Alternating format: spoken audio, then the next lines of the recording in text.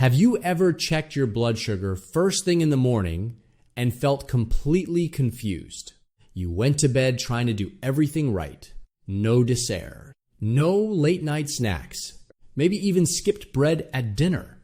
And yet somehow the number is higher than it was the night before. If that has ever happened to you, I want you to hear this carefully, because what I'm about to explain could completely change the way you think about blood sugar after 60. Most people believe high morning sugar means they failed the day before. But after helping adults over 60 for more than 27 years, I can tell you something most people are never told.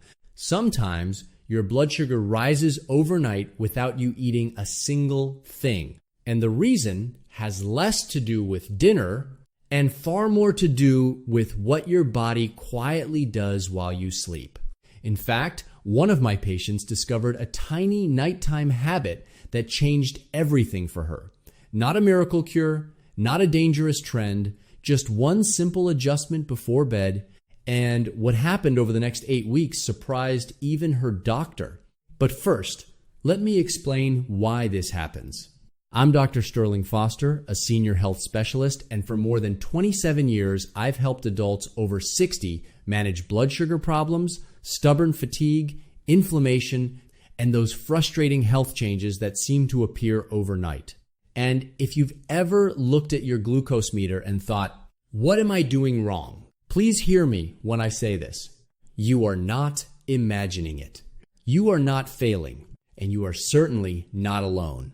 Many good people over 60 feel exhausted trying to do everything right while their morning blood sugar still refuses to cooperate. And that confusion can become emotional because it's not just a number. It becomes fear. Fear of complications. Fear of medications increasing. Fear of losing independence. I hear this every week from patients. One woman in particular stays in my mind. Her name was Patricia. She was 71 years old, retired school librarian from Arizona. Quiet, organized, incredibly disciplined. For nearly 7 years, she had managed type 2 diabetes. Every evening she followed the same routine. Light dinner, medicine on time. No sweets, a short walk after dinner. Yet every morning, her fasting blood sugar seemed to climb for no obvious reason. One morning she told me something I'll never forget. Doctor, I'm starting to feel afraid to even check the number. That sentence stayed with me because many people watching right now understand exactly what she meant. If that sounds familiar, just write me in the comments. I genuinely read them, and I want to know how many people quietly deal with this frustration every morning. Now, here's where things become interesting. Most people think blood sugar is controlled only by food, but that's not entirely true. Think of your body like a house overnight. You may turn the lights off, close the doors, and go to sleep. But inside, things are still working. The refrigerator still runs. The heater still adjusts temperature. Quiet systems stay active. Your body works the same way. Even while you sleep, your liver is working. Your hormones are working. Your stress system is working. And sometimes, those systems accidentally push sugar into your bloodstream while you're asleep. This is especially common after 60. Why? Because aging changes the rhythm of certain hormones. One of the biggest is something called cortisol. Now, don't let the word scare you. In simple terms, cortisol is your body's wake-up signal. Think of it like a gentle morning alarm clock for your system.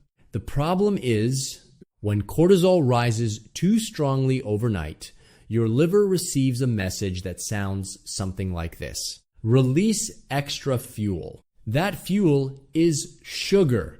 Even if you haven't eaten anything, and suddenly you wake up wondering, how did my blood sugar go up while I was asleep? This is sometimes called the dawn effect, and millions of older adults experience it without understanding what's happening. A study published by the National Institutes of Health found that poor overnight hormone regulation and insulin resistance can significantly raise fasting glucose in older adults. In simple terms, your body may be working against you overnight without you realizing it. But here's what surprised Patricia. The biggest trigger wasn't always dinner. It was what happened during the final hour before bed. And once she changed one tiny nighttime habit, her mornings slowly became more predictable. Not overnight, not magically, but steadily. By week 6, she stopped dreading her glucose meter. And in just a moment, I'm going to explain the first hidden reason this happens after 60, because what most seniors do after dinner may quietly be making morning sugar worse without realizing it. And trust me, the second reason surprises almost everyone. Now, before we go any further, I want to ask you something. Have you ever done everything right during the day, only to wake up feeling like your body ignored all your effort? That feeling can be discouraging.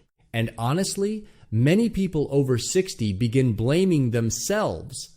But what if the problem isn't a lack of discipline? What if part of the answer is hidden inside something most people never think about? Their evening routine? Because after helping seniors manage blood sugar for nearly 3 decades, I've noticed something fascinating. What happens in the 60 to 90 minutes before bed often affects morning sugar more than people realize. Let me explain. Imagine your body is like a car engine. You wouldn't slam the brakes, shut off the ignition, and expect everything to instantly calm down. The engine needs time to cool. Your body works the same way before sleep. But many adults over 60 unknowingly keep their internal engine running. Bright screens, stressful television, late night worrying, heavy snacks, even doom scrolling on a phone. All of those quietly signal one thing to the brain: stay alert. And when your brain stays alert, your body often releases more cortisol. Remember cortisol? That wake-up hormone we talked about. When cortisol stays elevated too late at night, the liver often responds by releasing extra glucose into the bloodstream. And suddenly, the number on your glucose meter makes no sense. This is exactly what happened to one of my patients, Walter, a 4-year-old retired mechanic from Ohio. Walter was convinced dinner was causing his morning spikes. Every night, he blamed himself. I must have eaten the wrong thing. But after we looked closer, something stood out. Every evening after dinner, he spent nearly 2 hours watching loud television news. Bright lights, stressful headlines, constant worry. Then he went straight to bed. His body never truly slowed down. So we changed something surprisingly simple. No expensive supplements.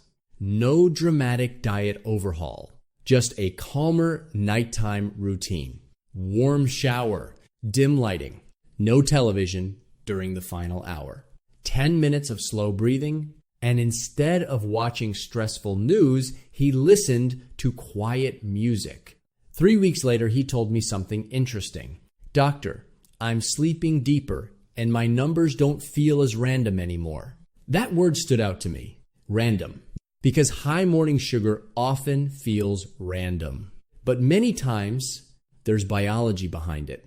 Research published in Sleep and Metabolic Health Studies has consistently shown that poor sleep quality can worsen insulin sensitivity and increase fasting glucose levels in older adults. In simple language, bad sleep often means worse blood sugar the next morning. And here's the part many people miss. Deep sleep is when your body performs repair work. Think of deep sleep like a nighttime cleaning crew. It helps calm inflammation, balance hormones, reset stress signals, and improve insulin function. But if your body never reaches that deeper sleep, the cleanup crew never fully arrives. And the next morning, your blood sugar may reflect it. That's why I often tell my patients, protect your sleep like medicine. Because after 60, quality sleep isn't a luxury. It's part of blood sugar care. And let me reassure you of something important. This doesn't mean perfection. Please don't hear this and think, well, now I have to do everything perfectly. No. Small, consistent changes matter more than perfect days. Patricia, the patient I told you about earlier, didn't transform overnight. She simply began protecting her final hour before sleep. No bright television, no stressful phone scrolling, gentle stretching, warm tea, quiet lighting, and one calming ritual that helped her body feel safe enough to settle. By week 5, her fasting number became more predictable. But more importantly, her fear began disappearing. She told me, "Doctor, I don't panic before checking anymore." And honestly, that emotional relief matters too, because stress itself can quietly worsen blood sugar. Before we finish, tell me something in the comments. What is usually the hardest time for you to control cravings or habits? Morning, afternoon, or nighttime? I truly want to know. And if staying healthy, independent, and in control of your health after 60 matters to you, consider subscribing.